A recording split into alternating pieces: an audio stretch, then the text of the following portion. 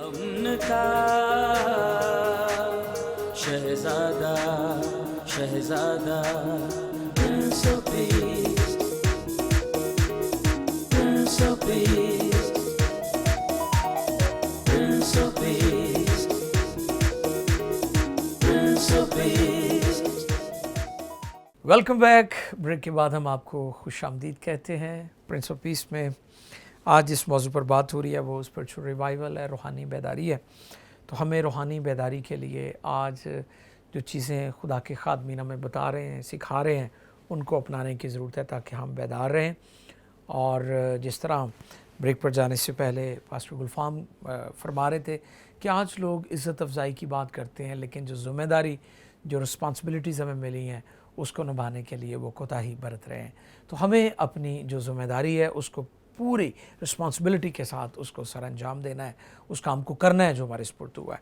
मैं चाहूँगा कि पास्टर एबल गिफ्ट साहब मज़ीद इस हवाले से हमारे नाज़रीन की रहनुमाई फरमाएं। जी पादी साहब। भाई साहब बहुत बहुत शुक्रिया। जी वेलकम।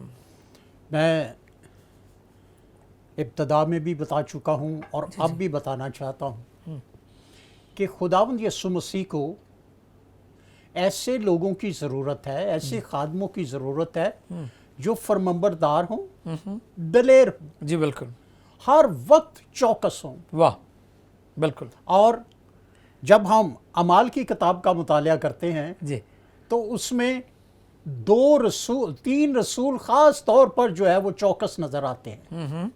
जी जी पतरस रसूल है, जी बिल्कुल, यूहन्ना रसूल यूहन्ना है, है, बिल्कुल। और फिर पौलुस पौलुस है। रसूल है। वाह, जहाँ जागते रहने की बात है, चौकस रहने की बात है, उसको ही कवर कर रहा हूँ कि अगर हम अमाल की किताब का 10वां बाब देखें तो करनीलियस का वाक़या नज़र आता है। और उससे पहले पतरस को जब वो अभी ना सोया था ना जाग रहा था, दरमियान की कंडीशन थी, उसको खुदावन ने एक रोया दिखाई है।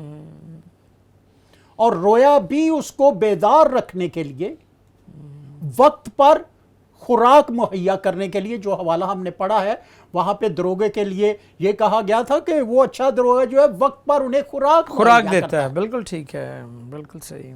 अब पतरस रसूल जो है उसको रोया फिर समझाई गई है और फिर वो करनीलियस के घर में पहुंचा है। जी जी जी बिल्कुल। करनीलियस जो है वो इंतजार कर रहा। जी जरा सोचें कि एक ऐसे खादम का इंतजार हो रहा है जिसके बारे में करनीलियस को पहले बताया गया है। और वो खादम जो है खुदावंद यीशु मसीह का वफादार है। वो हर वक्त अंजील की खुशखबरी सुनाने के लिए तैयार रहता है। और वो बहुत से मखतूनों को अपने साथ लेकर वहां गया है। अब वहां जाकर वो पुराने अहदनामा की कलाम की सच्चाइयां नहीं बयान कर रहा, वो यीशु मसीह के जी उठने की खुशखबरी दे रहा। वाह वाह, प्रेज़ गॉड। यीशु मसीह ने शागिर्दों को अंजील की खुशखबरी सुनाने के लिए कहा। मैं इस बात से भी मुत्तफिक हूं कि हमें पुराने अहदनामा की सच्चाइयां भी लोगों तक पहुंचानी बिल्कुल है। बिल्कुल बिल्कुल। लेकिन हमारा बुनियादी काम क्या है? वो यीशु मसीह की गवाही देना है कि यीशु मसीह ने हमारी खातिर दुख उठाए हैं, मसलूब हुआ है, मर गया है, दफन हुआ है, पाकरू दिया है, और उसने हमें अब दुनिया को ये बताने के लिए कहा है कि लोग यीशु मसीह को अपना शख्सी निजात दहिंदा कबूल करें। करनीलियस के घराने में ऐसा ही हुआ।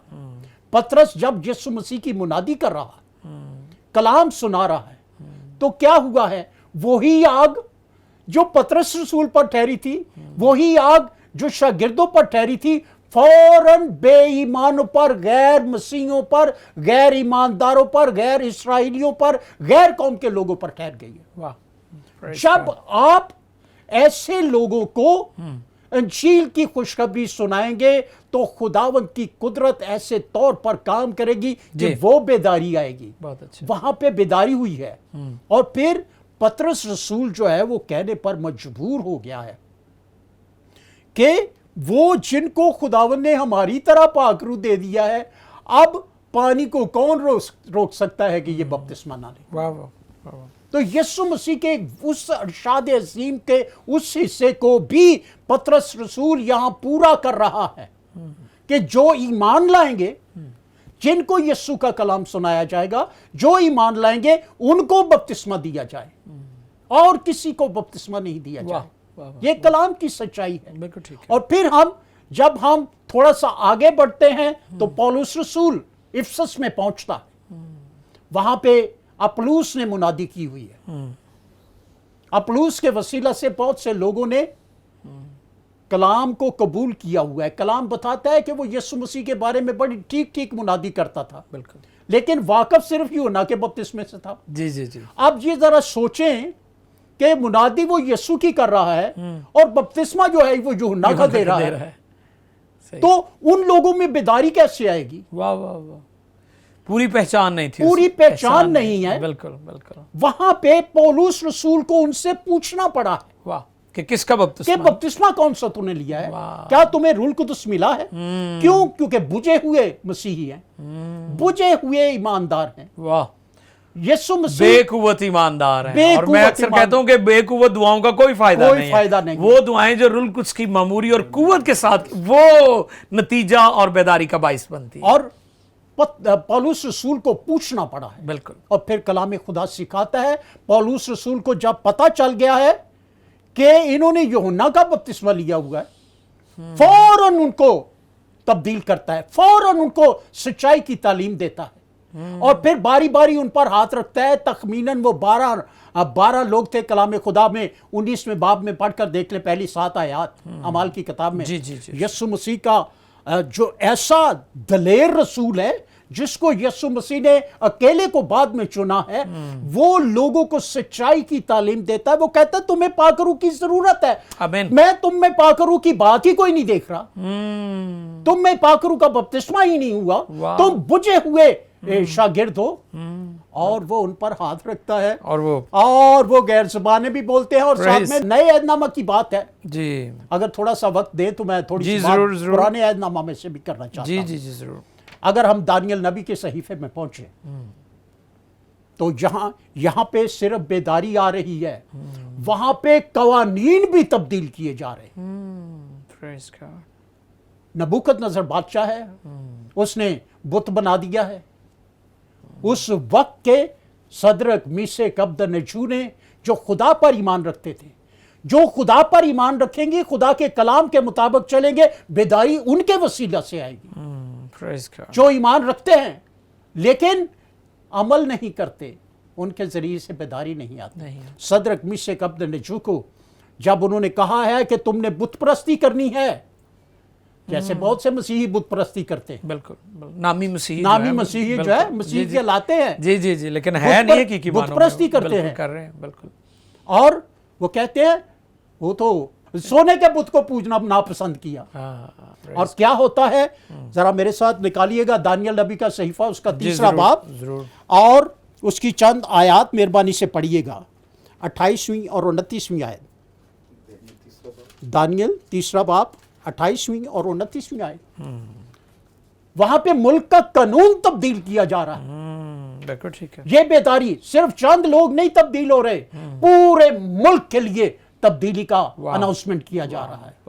ये बेदारी है। खुदावंद को ऐसे लोगों की जरूरत है। मेहरबानी से पढ़िएगा। बस नबूकदनेस्सर ने पुकार कर कहा कि सदरक और मीशक और अबदनगो का खुदा मुबारक हो, जिसने अपना फरिश्ता भेजकर अपने बंदों को रहाई बख्शी, जिन्होंने उस पर तवक्कुल करके बादशाह के हुक्म को टाल दिया और अपने बदनों को निसार किया कि अपने खुदा के सिवा किसी दूसरे माबूद की इबादत और बंदगी ना करें।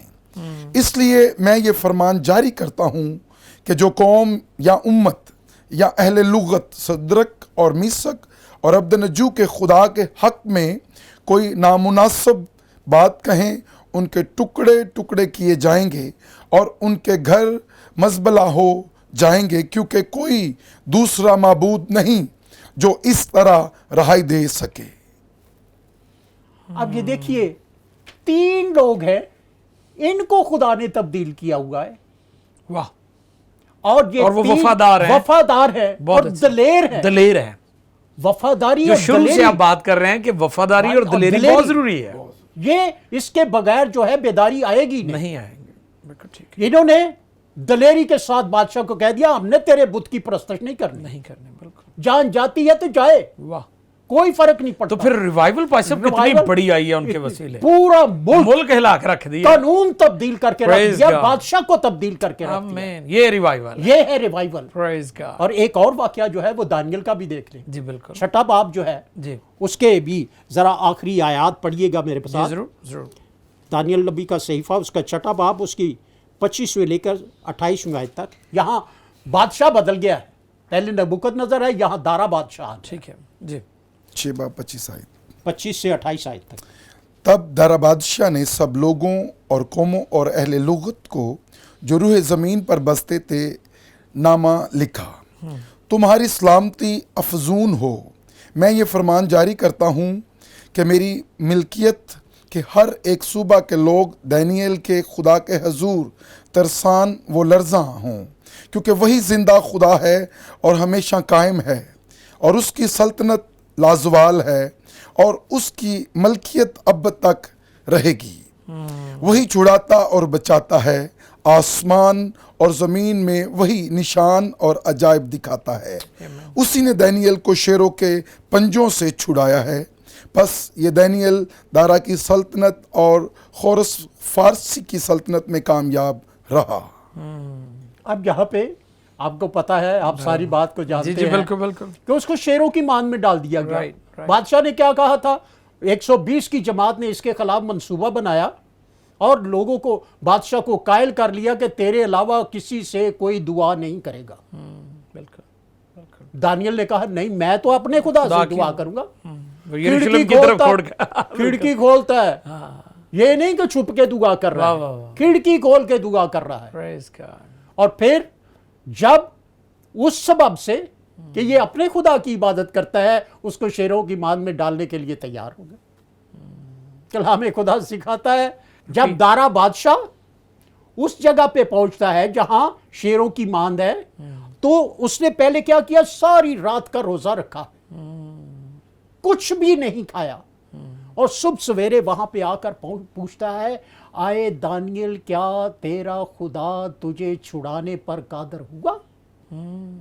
वाह, और दानियल आगे से फरमाता है, आए बादशाह, ना मैंने तेरा कोई गुनाह किया है, ना मैं अपने खुदा का कोई गुनाह किया है। वाह वाह, उसको शेरों की मान से निकाला गया है, और फिर ये मुल्क का कानून बदल गया है। वाह, पहले बादशाह को बदला है, फिर कानून को बदल दिया। बहुत अच्छा, खुदावंद को ऐसे लोगों की जरूरत ऐसे है, लीडर्स, पास्टर्स, ऐसे लीडर्स की, पास्टर्स की जरूरत है, बहुत शुक्रिया, जो दलेर हो। आमीन आमीन। बहुत शुक्रिया पास्टर एबल के, बहुत ज़बरदस्त बातें की हैं पाद साहब ने। मैं ईमान रखता हूँ, उम्मीद करता हूँ कि आप बरकत हासिल कर रहे हैं। पास्टर गुलफाम से भी इस हवाले से मज़ीद जानेंगे। जी गुलफाम साहब। जी पर सर, मैं जिम्मेदारी की बात कर रहा था, मैं उसको Right. कंटिन्यू करना ज़रूर। चाहता हूँ। जी, इससे बेशतर मेरे दिल में एक और बात आई लीडरशिप के हवाले से, जी कि आज अगर हम चाहते हैं कि रूहानी बेदारी आए कलीसिया में, तो उसमें बहनों का भी रोल होना चाहिए। ख़वातीन को भी मौका मिलना चाहिए, को। बिल्कुल तो मेरी ज़िंदगी में, और अभी बैठे बैठे भी खुदा ने ये बात दिल में डाली कि मैं अपने बहन भाइयों के साथ और आपके साथ शेयर करूं। मुझे मूसा की लीडरशिप के बारे में ज़हन में आ रहा है कि उसकी बीवी सफूरा, सफूरा, ठीक है। जब मूसा उसके पास गया, मूसा के पास कुछ नहीं था, और सफूरा ने उसको अपना हस्बैंड कबूल कर लिया है। उसने उसको मालो सबाब में नहीं देखा, उसका घर बार नहीं है, बिल्कुल खाली है, और उसने उसको कबूल कर लिया है, अपनी ज़िंदगी का जीवन साथी चुन लिया है। और उसके साथ जब उसने कहा है कि मुझे खुदा भेज रहा है मिस्र में वापस, तो उसने फिर कुर्बानी दी, उसने कहा आप जाओ। आज बहुत से खुदाम अपनी बीवियों के हाथों में बड़े परेशान दुख उठा रहे हैं, वो खिदमत के लिए जाते हैं, और वो जब वापस आते हैं तो परेशानियां देती हैं। और मैं उन बहनों से भी रिक्वेस्ट करता हूँ, आप उन बहन सफूरा को देखें कि उसने मूसा को पूरा सपोर्ट किया, कि उसने अपने हस्बैंड को जो खिदमत में है सपोर्ट किया। अगर हम चाहते हैं कि रूहानी बेदारी आए, तो बहनों को भी अपना रोल अदा करना। बिल्कुल बिल्कुल बिल्कुल। और इसमें मैं यहाँ पर बैठा सोच रहा था कि अगर बहनें इस रोल को अदा करेंगी, तो बहुत से खुदाम अपनी दिलेरी से अब कई दफा पीछे का ख्याल रहता है ना, तो वाइफ के फोन आ रहे हैं, बात फोन आ रहे हैं या घर के इंतजामात, हाँ जी, खवातीन भी चला सकती हैं। हाँ जी, वो चला सकती हैं उनको, यानी खादिम को फ्री माइंड कर दें कि उनका फोकस हो के मैंने खुदावंद के लिए रूहों को बचाना है, वाह, और बेदारी आएगी। बिल्कुल ठीक। और इसके बाद मैं फिर अपनी बात को कंटिन्यू करता हूं कि जब यीशु मसीह पतरस को ये बात बताना चाह रहे हैं कि जो लोग देखे और अनदेखे गुनाह कर रहे हैं, बिल्कुल बिल्कुल बिल्कुल ऐसे उसको सिखा रहे हैं कि जो जिम्मेदारी दी गई है, कुछ लोग खुदा के कलाम को जानते हैं और फिर भी गुनाह करते हैं। बेदारी के लिए हमें ये बात को ज़हन रखना चाहिए, हमें गुनाहों से भी तौबा करने की जरूरत, उनको छोड़ने की जरूरत। हाँ जी, और यहाँ पर यीशु मसीह हमें ये बात हमें भी सिखा रहे हैं कि जो लोग खुदा के कलाम को जानते हैं वो सजा पाएंगे, जानते हुए गुनाह कर रहे हैं। बिल्कुल बिल्कुल। और कुछ लोग हैं जो जानते नहीं है, वो पता नहीं है उनको, सजा उनको मिलेगी, कम मिलेगी। बिल्कुल। मगर जो जानते हैं वो ज्यादा सजा, उस्तादों के लिए तो इसलिए तो लिखा ज्यादा उस्ताद न बने, क्योंकि वो ज्यादा सजा पाए। और पतरस को ये बात यीशु मसीह सिखाना चाह रहे हैं कि तुम्हारी जो जिम्मेदारियां हैं उसको पूरे बेदारी और चौकस होकर और मुंतजिर रहकर सरंजाम दे। और इसमें एक और बात पारी साहब मैं बताना चाहता हूं कि बहुत से लोग, मैं आगे बता रहा था कि वो इज्जत अफजाई के लिए चाहते हैं, बिल्कुल जिम्मेदारी नहीं लेते, इज्जत चाहते हैं। अगर खुदावंद पहले छोटी जिम्मेदारी देता है, वाह वाह वाह, और आज लोग चाहते हैं बड़ी जिम्मेदारी, बड़ा मैं बड़ा लेवल पे हूँ, बड़ी गाड़ी हो, तो इससे पेशतर बड़ी जिम्मेदारी लें, पहले छोटी जिम्मेदारियां निभानी। अगर हम छोटी जिम्मेदारियों में वफादार हैं और ताबेदार हैं तो इसका अजर मिलेगा और खुदा हमें बड़ी का भी मालिक बनाएगा।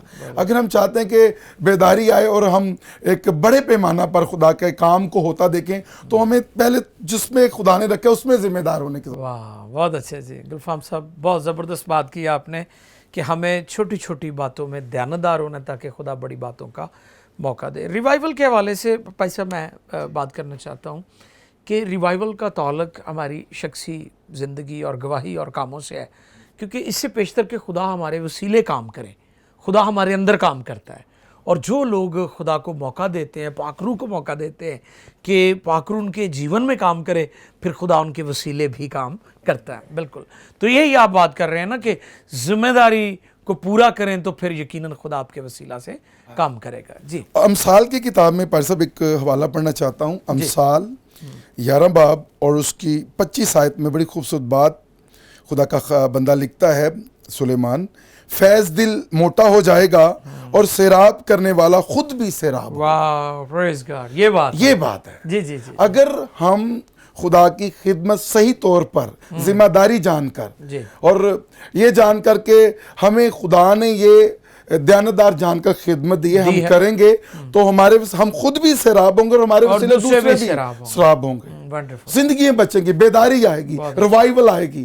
और खुदा का जो प्लान है, यीशु मसीह ने हमें ये एक प्लान दिया है कि जाओ सारी कौमों को, सारी खलक के सामने अंजील की मुनादी करो। आमीन। थैंक यू ब्रदर, बहुत शुक्रिया जी अजीज़ो। जैसा कि आज हमने रूहानी बेदारी के मौजू पर मुक़द्दस कलाम में से सीखा, हमने कोशिश किया कि आपकी रहनुमाई की जाए ताकि आप रूहानी तौर पर बेदार रहें, चौकस रहें और आप यीशु मसीह की आमद-ए-सानी के मुंतज़िर और मुश्ताक रहें और उन कंवारियों की मानें जो जागती थीं और जिन्होंने अपना तेल ज़ाया नहीं किया। आज बेशुमार लोग गुनाह के बाइस अपनी रूहानी नेमतों को ज़ाया कर रहे हैं और वो खुदा की हुजूरी से दूर चले गए हैं, भटक गए हैं, गुमराह हो गए हैं। मैं शुक्रगुज़ार हूँ अपने मौजूद मेहमानों का भी। पास्टर एबल गिफ्ट हमारे साथ थे और उन्होंने बहुत अच्छी बातें की। पास्टर गुलफाम, आपका भी बहुत शुक्रिया। दोनों खुदाम के लिए खुदा की शुक्रगुजारी, आप सब बहन भाइयों के लिए जो PMI टेलीविज़न को देखते हैं, हमारे प्रोग्राम्स को पसंद करते हैं। आखिर में बताता चलूँ कि आप हमारे YouTube चैनल को सब्सक्राइब करें। PMI TV YouTube चैनल है हमारा, तो आप इन प्रोग्राम्स को वहाँ भी देख सकते हैं। खुदावंद आप सबों को बहुत बरकत दे। अपनी आरा फीडबैक ज़रूर दीजिएगा।